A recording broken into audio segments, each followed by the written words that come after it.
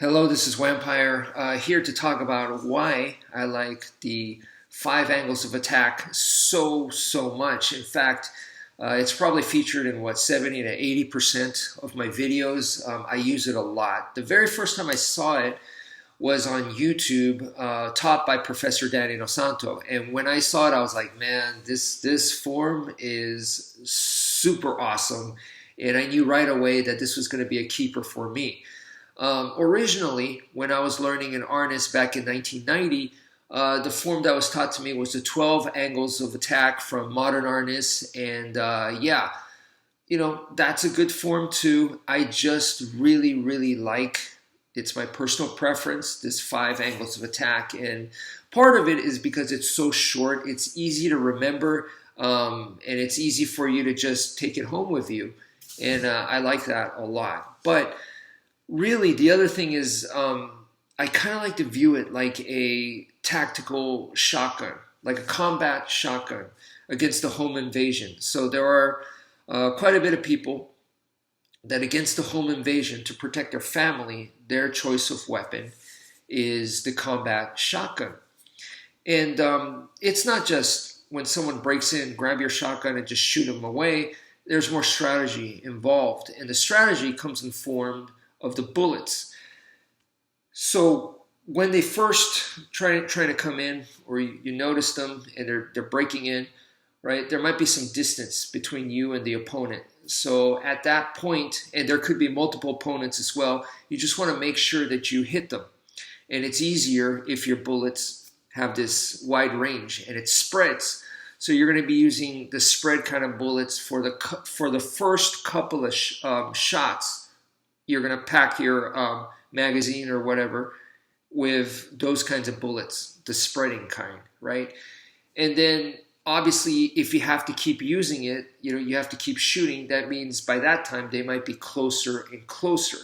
And the closer they are, now it's not so much about are you going to miss or are you going to hit them? Now it's more about you need stopping power, because if you hit them with something weak, and they're hitting you with something very powerful, that could be very dangerous to you. So you want to make sure that you take them out. So the last couple of shots are going to be more about power, and it's going to be like your slug shot, less about spread, where it's easier to hit your target. So that's the kind of strategy that is put in. And the 5 angles of attack, I kind of feel like have that same type of strategy built into it. So let's think about it, okay? And look, this is very important for you to examine all of your techniques this way. Take a close look at it. And if you have a longer angles of attack form, then divide it up, break it up into parts, into segments, and study it closely like this, okay? So with the 5 angles of attack, the first 2 attacks is a diagonal and a diagonal, right? And I've said to you guys before that the human brain can deal with a vertical and a horizontal. Okay, we're used to that. So if it comes in vertical, you just step out of the side, or if it comes in like a baseball bat horizontal, then we know kind of what to do against those. But when it's a diagonal, it confuses the brain because it's right in between. It's a vertical and a horizontal. It has elements of both. So the brain could get confused, especially if you suddenly attack them that way. So it has a higher chance, kind of like the spread shot, right?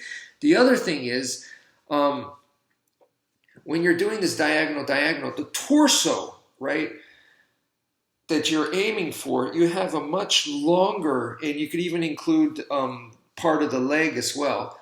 So you have a much longer target that you're going for. Therefore, once again, it increases your chances, okay?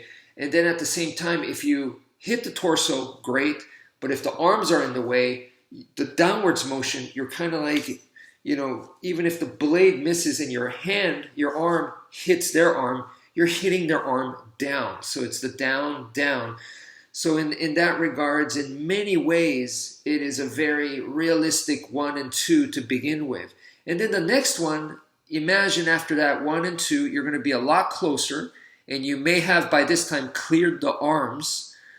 So now we go 3 and 4. You're cutting at the belly. So once again, you're a lot closer. You've passed the arms, and now it's 3 and 4. Very devastating. And then think of a number 5. Number 5 is the stab. And by that time, you're even closer, and now it's perfect for the finish. So if you think of it that way, it is like the shotgun where the bullets have been thought out, which bullets you put in what order. It's kind of the same thing here. So please, I'm not saying that the 5 angles of attack is the best. I'm just saying it's my personal favorite. But the way that I'm viewing it, please use that and study your angles of attack form or other people's angles of attack form that way. So that's it for now. Thank you for viewing, and take care, folks.